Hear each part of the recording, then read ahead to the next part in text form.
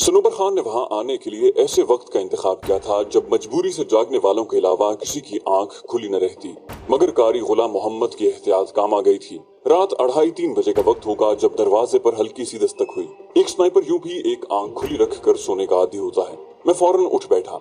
दरवाजा खोलने पर मुझे अब्दुल रहीम नामी आदमी दिखाई दिया जो हमारे लिए खाना लाया करता था। दरवाजा खुलते ही वो जल्दी से अंदर घुसा और दरवाजा अंदर से कुंडी कर दिया। भाईजान, सनोबर खान के आदमियों ने बैठक को चारों तरफ से घेर लिया है और वो कारी साहब से ताउन की अपील कर रहा है। उसके बकौल उसे पक्की इतला मिली है कि आप दोनों यहीं छुपे हैं। मैंने कहा, मगर कारी साहब ने तो कहा था कि वो मुखाबरे पर इत्तला देंगे। वो बोला, कारी साहब ने आपको मुखाबरे पर पुकारा था, लेकिन आपकी तरफ से जवाब ना पाकर उन्होंने फिलफौर मुझे भेज दिया। अब आप बातों में वक्त जाया न करें और निकलें। पलवशा भी जाग गई थी और अब्दुल रहीम की बातें उसके कानों तक पहुंच गई थी। वो जल्दी से चेहरे पर चादर लपेटकर पाँव में बूट डालने लगी। मैंने भी 1 मिनट में अपने बूट डाले और बैरेट का थैला उठाकर खुफिया रास्ते की तरफ बढ़ गया। पलवशा मेरे पीछे थी। टॉर्च की रोशनी में मैं आगे बढ़ता गया। यकीनन अब्दुल रहीम वहीं लेटकर सनोबर खान के आदमियों को ये तासुर देना चाहता था कि वहाँ वो लेटा था, वरना कमरे की हालत ये जाहिर करती थी कि थोड़ी देर पहले वहाँ कोई मौजूद था। अलबत्ता अब्दुल रहीम की मौजूदगी में कोई शक का इजहार नहीं कर सकता था। हम करीबन चौथे मकान को अबूर करने वाले थे जब मुखाबरे पर कारी गुलाम मोहम्मद की आवाज उभरी, जवान मुझे सुन रहे हो? मैंने कहा, जी कहें। मैंने भी नाम लिए बगैर उसे जवाब दिया। वो बोले, बड़ी गड़बड़ हो गई है। एक गद्दार दुश्मन था, उस रास्ते की खबर पहुंचा चुका है। यकीनन वहां उसके आदमी तुम्हारी ताक में मौजूद होंगे। मुझे एकदम रुकना पड़ गया, तो क्या करूं? वापस आना मुनासिब रहेगा या यहीं कहीं छुपा रहूं? वो बोले, उसकी बजाय किसी दूसरे घर से निकलने की कोशिश करो और ख्याल रहे उसके आदमी हर तरफ फैल गए हैं। और कारी साहब की आवाज एकदम गायब हो गई। मुझे शक हुआ कि किसी की आमद पर उन्हें खामोश होना पड़ा। पलवशा भी उनकी तमाम बातें सुन रही थी। अब क्या करें? ऐसी सूरत हाल में भी उसके चेहरे पर कोई परेशानी नजर नहीं आ रही थी। वो वैसी ही बहादुर और दलेर थी। उसकी बेखौफी देखकर मुझे बहुत हौसला मिला। एक लम्हा सोचकर मैं मशरकी दीवार का जायजा लेने लगा। ऐसे हालात में कारी साहब का मशवरा सबसे बेहतर था। जल्द ही मुझे एक दरवाजा नजर आया। 2 फुट चौड़ा और 4 फुट ऊंचा एक ही किवाड़ था जो हमारी जानिब भी खुल सकता था। पट के खोलते ही सामने से एक प्लास्टिक की शीट लगी नजर आई। प्लास्टिक की वो शीट हटाते हुए मैंने उस चौकोर सुराख से अंदर झांका। कमरे में साथ साथ मिली हुई 2 चारपाइयों पर 2 आदमी मौजूद थे। यकीनन वो मियाँ बीवी ही होंगे। प्लास्टिक हटाने पर हैंगर से लटके कपड़े नीचे गिर गए थे। को उससे इतनी ज्यादा आवाज नहीं उभरी थी, लेकिन उसके बावजूद वहाँ सोए मियाँ बीवी जाग गए थे। हमें देखकर वो इतने हैरान हुए थे कि औरत को चेहरा छुपाना भी भूल गया था। कमरे में जलती हुई इमरजेंसी लाइट की रोशनी ने हमारी देखभाल को आसान कर दिया। मैंने होंठों पर उंगली रखकर उन्हें खामोश रहने का इशारा करते हुए दबे लहजे में कहा, हम दुश्मन नहीं हैं। उस मर्द ने हकलाते हुए लहजे में कुछ कहना चाहा, मगर आप? मैंने कहा, बातचीत नहीं, खामोशी से लेट जाओ। दुश्मन हमारे पीछे है और तफसील बताने का वक्त नहीं है। कता कलामी करते हुए उसे मैंने खामोशी की ताकीद की और पलवशा को साथ लेकर कमरे से बाहर का रुख किया। सहन में अच्छा खासा अंधेरा फैला हुआ था। कमरे का दरवाजा बाहर से कुंडी करके हम दोनों दाखिली दरवाजे की तरफ बढ़े। दरवाजे के करीब पहुंचते ही मेरे कानों में आई कॉम की धीमी आवाज पहुंची। किसी को चौकन्ना रहने की हिदायत की जा रही थी। यकीनन हम चारों तरफ से घेरे में आ चुके थे। सनोबर खान ने हमारी ताक में न सिर्फ उस नाले में अपने आदमी बिठाए हुए थे, बल्कि एक कतार में मौजूद इन घरों के चारों जानिब भी उसके आदमी फैले हुए थे। हम दोनों के भागने का कोई रास्ता नहीं था। अब क्या करें? पलवशा के करीब होकर मैंने मशवरा चाहने के अंदाज में पूछा। यकीनन हमारे पास वक्त की बहुत ज्यादा कमी थी। वो बोली, मेरा ख्याल है अकबी जानिब से बाहर निकलने की कोशिश करते हैं, क्योंकि उस जानिब ढलवान चढ़ते ही हम उनका मुकाबला करने के काबिल हो सकेंगे। उस बहादुर लड़की के लहजे में हालात की गंभीरता का जरा भी असर मौजूद नहीं था। मैंने कहा, वहाँ रुककर इतनी बड़ी फौज का मुकाबला करना कि जब कुमक मिलने की उम्मीद भी ना हो, एक हिमाकत ही है। बाकी फरार के लिए नशीब का रास्ता इसलिए भी बेहतर रहता है कि भागने में कोई दिक्कत पेश नहीं आती। वो मेरा मतलब समझते हुए बोली, मतलब आप सामने से भागने का सोचे हुए हैं? मैंने पूछा, क्या ख्याल है? उसने बेखौफ अंदाज में कहा, चलो, और बैरूनी दरवाजे की तरफ कदम बढ़ा दिए। मैंने अपनी पुश्त पर लदा बैरेट का थैला उतार कर नीचे रखा और जंजीर खोलकर नाइट विजन गॉगल ढूंढने लगा। वो शब्दीद ऐनक अमेरिकन स्नाइपर से मेरे हाथ लगी थी, जो बाद में बैरेट के थैले के साथ सनोबर खान के हत्थे चढ़ गई थी और गुज़श्ता दिन बैरेट M107 के सामान के साथ मेरे हाथ आ गई थी। शब्दीद ऐनक ढूंढकर मैंने ऑन करके तस्मों के जरिए आंखों पर बांध ली। उसे पहनते ही अंधेरे में हर चीज सब्ज नजर आती है और चांद की 14वीं शब से वाज़े नजारा दिखता है। उसमें छोटी बैटरियां पड़ी होती हैं। ऑन करते ही मुझे महसूस हो गया था कि बैटरियां अभी तक इस्तेमाल नहीं हुई थी। नाइट विजन आंखों पर बांधते ही मैंने पलवशा को कहा, मैं दीवार के ऊपर से झांक कर देखता हूँ कितने आदमी बाहर मौजूद हैं और कोशिश करता हूँ कि उन्हें ऊपर ही से जहन्नम वासिल कर दूं। तुम दरवाजे पर तैयार हालत में रहना और मेरा इशारा पाकर बाहर निकलने के लिए तैयार रहना। और ग्लॉक के साथ फायर करना ताकि साइलेंसर की वजह से गोली चलने की आवाज ना आए। ये कहते ही मैंने अपना ग्लॉक निकालकर हाथ में थाम लिया था। वो आहिस्ता से बोली, ठीक है, और उसके साथ ही उसने क्लैशनकोफ कंधे से लटकाकर ग्लॉक पकड़ लिया। सामने की दीवार में बने हुए मोर्चे पर चढ़ने के लिए लकड़ी की सीढ़ी मौजूद थी। मैं उसी सीढ़ी की मदद से ऊपर चढ़ा और 14-15 फुट दीवार से नीचे झांकने लगा। दोनों मकानों के दरवाजे के दरमियान वो एक डबल केबिन लिए मौजूद थे। डबल केबिन की बॉडी में 2 आदमी बैठे हुए थे, जबकि एक आदमी दोनों मकानों के सामने इस अंदाज में खड़ा था कि किसी भी शख्स के अंदर से निकलने पर उसकी नजर में आ जाता। चारों क्लैशनकोफ से मुसल्ला थे। उन 4 के अलावा गाड़ी के केबिन में भी 1 से ज्यादा आदमी मौजूद थे। दरवाजों पर निगरान खड़े दोनों आदमी चूंकि गाड़ी से थोड़े फासले पर खड़े थे, इसलिए मैंने पहले उन्हीं को निशाना बनाने का फैसला किया। गाड़ी की बत्तियां ऑफ थी, जबकि गली में भी रोशनी का ऐसा इंतजाम मौजूद नहीं था कि वो खाली आंख से वाजे नजर आते।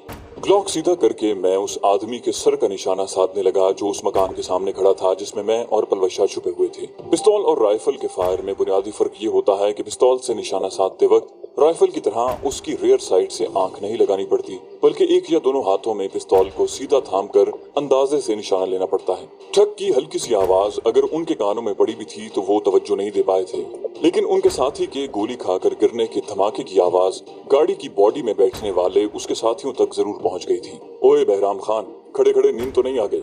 डबल केबिन की बॉडी में बैठे हुए एक आदमी ने मजाहिया अंदाज में पूछा, मगर मेरे पास इतना वक्त नहीं था कि उनके मजाक से महसूस होता।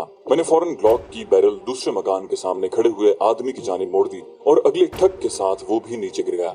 कोई गड़बड़ है। बॉडी में बैठे हुए दोनों आदमी हड़बड़ा कर उठे, मगर उनके उतरने से पहले मैं 2 मरतबा ट्रिगर दबा चुका था। 20-25 गज से मेरा निशाना चूकने का इम्कान नहीं था। एक आदमी जो उतरने के करीब था वो औंधे मुंह जमीन पर गिरा था। उनके गिरने पर भी गाड़ी में से कोई नहीं निकला, जिसका मतलब यही था कि या तो गाड़ी के अंदर कोई मौजूद नहीं या वो गाड़ी के शीशे बंद करके मौसीकी से महसूस हो रहे हैं। यूं भी अच्छी खासी सर्दी थी और फिर रात के वक्त तो यूं भी सर्दी में ज्यादा इजाफा हो जाता था। एक बार मेरा जी चाहा कि पलवशा को आवाज देकर बाहर निकलने का कहूं, मगर फिर उसे खतरे में झोंकने पर मेरा दिल आमादा न हुआ। खुद मैं नीचे उतरकर दरवाजे से बाहर जाता तो ज्यादा वक्त जाया हो जाता। जल्दी से एक फैसला करते हुए मैं फौरन बाहर की जानिब दीवार से नीचे लटक कर कूद गया। नीचे लटकने के बावजूद मेरे पांव जमीन से 6-7 फुट बुलंद थे, इसलिए अच्छी खासी आवाज आई थी, लेकिन किसी किस्म की हरकत न होते देखकर मैंने करीब होकर देखा। स्टीयरिंग व्हील पर एक आदमी सर टेके सोया हुआ था। उसके अलावा गाड़ी का केबिन खाली था। दरवाजे के हैंडल पर हाथ रखकर मैंने एक झटके से दरवाजा खोला और उसे गिरबान से पकड़कर बाहर खींचा। क्या कौन? वो हड़बड़ाते हुए हकलाया, मगर उस वक्त तक मैं ग्लॉक की एक और गोली जाया कर चुका था। उसके तड़पने का नजारा किए बगैर मैं भागकर उस दरवाजे के करीब पहुंचा जहां पलवशा मेरी मुंतजिर थी। आ जाओ, उसे आवाज देकर मैं गाड़ी की तरफ पलटा। गाड़ी की बॉडी में पड़ी लाशें नीचे फेंककर मैंने नीचे गिरा आईकॉम उठा लिया। उस वक्त तक पलवशा बैरेट के थैले को पुश्त पर लादे वहां पहुंच चुकी थी। उसने करीब आते हुए बेसब्री से पूछा, क्या रहा? और इससे पहले कि मैं उसे जवाब देता, आईकॉम से एक खुरदरी आवाज उभरने लगी। कोई तमाम पार्टियों को चौकन्ना रहने की ताकीद करते हुए बता रहा था कि शिकार फंदे की तरफ बढ़ रहा है और मुमकिन है कि वो नाले की तरफ जाने की बजाय किसी घर से निकलने की कोशिश करे।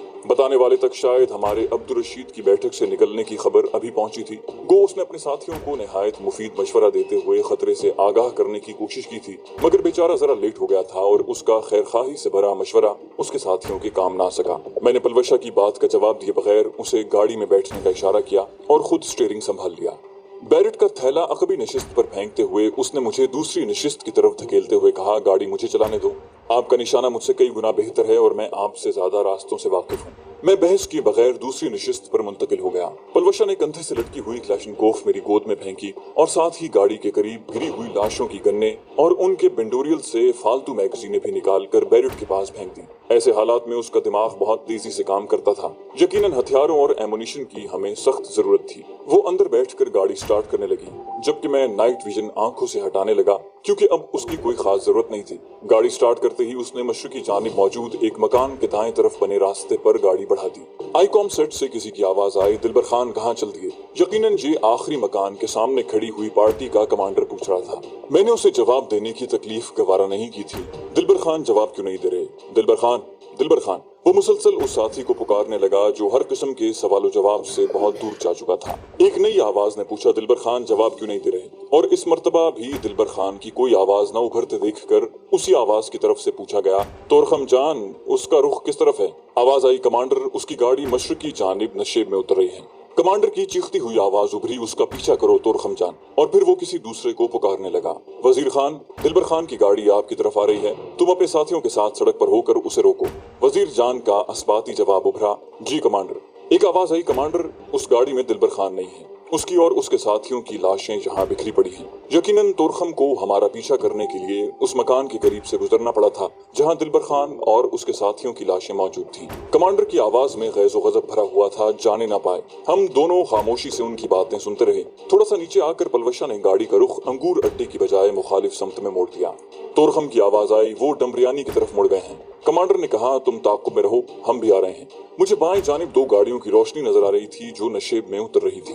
मैंने कहा, पलवशे रफ्तार बढ़ाओ। बाएं जानिब आने वाली रोशनी को देखते हुए मैंने पलवशे को हिदायत की और उसके साथ ही मैंने गाड़ी की हेडलाइट्स पर निशाना साध दिया। चलती गाड़ी से मुतहर्रक हदफ को निशाना बनाना लगभग नामुमकिन था, क्योंकि चलती गाड़ी में इंसान के जिस्म को मुसलसल हरकत रहती है। गो तरबियत के दौरान हमने चलती गाड़ी से भी हदफ को निशाना बनाने की मशक की थी, लेकिन फिर भी मैं नाकाम रहा। अगली मर्तबा मैंने एक गोली फायर करने की बजाय 3-4 गोलियों का ब्रश चलाया। उसके साथ ही अगली गाड़ी की दाईं वाली लाइट बुझ गई। अचानक 2-3 क्लैशनकोफें इकट्ठी गरजने लगी। बिला शक व शुबा निशाना हमारी गाड़ी ही थी। पलवशा ने एक्सीलरेटर को मुकम्मल दबा दिया था। सीधी सड़क पर गाड़ी कमान से निकले हुए तीर की तरह उड़ी जा रही थी। पलवशा का बाएतमाद अंदाज में स्टीयरिंग व्हील पकड़ना जाहिर कर रहा था कि वो एक माहिर ड्राइवर थी। बाएं जानिब आने वाली गाड़ियों के सड़क पर पहुंचने से पहले हम आगे निकल गए थे। हमारे अकब में भी एक गाड़ी नजर आ रही थी जो यकीनन तोरखम जान की थी। तोरखम की गाड़ी से पहले ही बाएं जानिब से आने वाली दोनों गाड़ियां सड़क पर पहुंच चुकी थी। मैंने सीट को लीवर के जरिए पीछे किया और अकबी नशिस्त पर मुंतकिल हो गया। आईकॉम से उनके उठने वाली आवाजें आना बंद हो गई थी। शायद उन्होंने मुतबादिल चैनल लगा लिया था। मेरे पास फिलहाल चैनल तलाश करने का वक्त नहीं था। क्लैशनकोफ के बट से सीट के अकब में लगा हुआ शीशा तोड़कर मैंने क्लैशनकोफ की बैरल बाहर निकाल ली। मुखालिफिन की अगली गाड़ी से इक्का दुक्का फायर की आवाज आ रही थी। उस गाड़ी की एक हेडलाइट मैं नाकारा कर चुका था। मैंने गाड़ी की दूसरी हेडलाइट पर शिस्त बांधी और 2 हल्के ब्रश चला दिए। मेरी दूसरी कोशिश कामयाब रही। पलवशा ने शीशे में से गाड़ी की हेडलाइट जाया होते देख ली थी। बोली, एक तो गई। मैं एतमाद से बोला, बाकी भी जाएंगी, और दूसरी गाड़ी के आगे आने का इंतजार करने लगा। पलवशा ने एक खतरनाक मोड़ काटने के लिए गाड़ी की रफ्तार आहिस्ता की और मोड़ काटते ही रफ्तार बढ़ा दी। मैं आईकॉम के चैनल तब्दील करने लगा। जल्द ही मतलूबा चैनल मुझे मिल गया। उनकी बातें सुनकर पता चला कि कमांडर की गाड़ी की हेडलाइट्स टूटी थी और मेरा ताकुब करने के लिए वो दूसरी गाड़ी में बैठ गया था। उसके साथ वो सनोबर खान से मजीद गाड़ियां और आदमी भी मंगवा रहा था। हमने मुसलसल 2-3 मोड़ काटे। अचानक मेरे दिमाग में एक मंसूबा पैदा हुआ और उस पर अमल करने के लिए मैंने पलवशा को कहा, अगला मोड़ काट कर गाड़ी रोक दो। वो बोली, क्यों? मैंने कहा, मेरा ख्याल है कि रुककर हम दोनों गाड़ियों को निशाना बना सकते हैं। वो बोली, इसके लिए 2-3 किलोमीटर बाद एक मुनासिब जगह आएगी। मेरे साथ मुत्तफिक होते हुए उसने मंसूबे में थोड़ी सी तरमीम भी कर ली। मुझे उसकी सलाहियतों पर पूरा भरोसा था, इसलिए मैंने अगले ही मोड़ पर रुकने पर इसरार न किया। जल्द ही हम मतलूबा मोड़ पर पहुंच गए।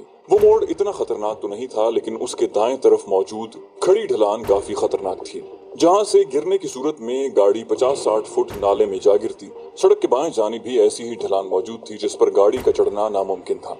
गाड़ी मोड़कर उसने एक चट्टान के अकब में खड़ी की और सूरत से निकल आई। मैंने भी नीचे उतरने में देर नहीं लगाई थी। एक क्लैशनकोफ पलवशा की जानिब बढ़ाते हुए मैंने अपनी क्लैशनकोफ पर भी भरी हुई मैगजीन चढ़ा ली थी। उसके साथ ही मैंने नाइट विजन भी उठाकर आंखों पर बांधे, क्योंकि अगर वो गाड़ी रोककर मुकाबला करने पर उतर आते तो इस अंधेरे में उनकी नक्लो हरकत देखना मुश्किल था। 8-9 फुट ऊपर चढ़कर हम दोनों ने एक पत्थर के अकब में मोर्चा संभाल लिया। अगली गाड़ी तुम्हारी है। मैंने नाइट विजन ऑन करते हुए उससे मुतला किया। वो मुस्कुराते हुए बोली, ठीक है बॉस। जरा सा भी महसूस नहीं हो रहा था कि वो खतरनाक सूरत हाल को कोई अहमियत दे रही है। उस वक्त मोड़ की जानिब से रोशनी नमदार हुई। पलवशा ने अपनी क्लैशनकोफ पहले से कॉक करके सेफ्टी लीवर को ब्रस्ट पर सेट किया हुआ था।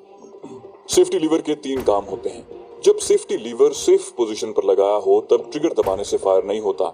जब सेफ्टी लीवर को ऑटोमेटिक पोजीशन पर लगा दिया जाए तब हर बार गोली चलाने के लिए ट्रिगर को दबाना पड़ता है, यानी वो सिंगल शॉट होती है। और जब सेफ्टी लीवर ब्रस्ट पर लगा हो तब एक ही बार ट्रिगर दबाने से हथियार से मुसलसल गोलियां बरसना शुरू हो जाती हैं। दोनों गाड़ियों के दरमियान चंद गज का फासला था। मोड़ से हमारे मोर्चे तक 50-60 गज से ज्यादा फासला नहीं था। वो निस्बतन फैला हुआ मोड़ था, यूं कि जब तक उनकी गाड़ी करीब न आ जाती हमारी गाड़ी पर उनकी नजर नहीं पड़ सकती थी। 50-60 गज इतना फासला नहीं था कि हम दोनों गाड़ियों के मोड़ काटने के बाद इंतजार करते। जो ही दोनों गाड़ियां मोड़ काट कर सीधा हुई, पलवशा ने ट्रिगर पर उंगली रखकर फायर खोल दिया और उसके साथ ही मेरी क्लैशनकोफ भी आग उगलने लगी। जोरदार धमाके के साथ अगली गाड़ी का दायां पहिया फटा और गाड़ी बेकाबू होकर नाले में जा गिरी। पिछले ड्राइवर ने गाड़ी बाएं जानिब ढलान की तरफ मोड़नी चाहिए। थोड़ी सी चढ़ाई चढ़ते हुए गाड़ी पहलू के बल गिर पड़ी थी। मैंने उस पर गोलियां बरसाना जारी रखी थी। पलवशा ने भी नई मैगजीन चढ़ाकर क्लैशनकोफ कॉक की और दोबारा फायरिंग शुरू कर दी। अचानक कान फाड़ देने वाला धमाका हुआ और गाड़ी ने आग पकड़ ली। यकीनन फ्यूल टैंक में गोली लग गई थी। उसके साथ ही चंद इंसानी चीखें बुलंद हुई, मगर कोई गाड़ी से दूर नहीं जा सका था। नाइट विजन में किसी को हरकत करते न देखकर मैं अपनी गाड़ी की तरफ बढ़ा। चलो, पलवशा ने एक बार फिर ड्राइविंग सीट संभाल ली। थोड़ा सा आगे जाते ही उसने निस्बतन आसान ढलान देखकर गाड़ी नाले में उतार ली। उसके साथ ही वो बोली, राजू बेहतर होगा कि हम नाले में वापस अलाम खेल की तरफ जाएं, वरना अब वो पूरी कुव्वत से इस सड़क पर आगे बढ़ेंगे। हो सकता है उन्होंने डमरियानी के सरदार सकलैन से भी मदद मांग ली हो और वो सड़क पर हमारा मुंतजिर हो। मैं उसके साथ मुत्तफिक हुआ। ठीक है, उसने कहा, नाइट विजन मुझे दे दो।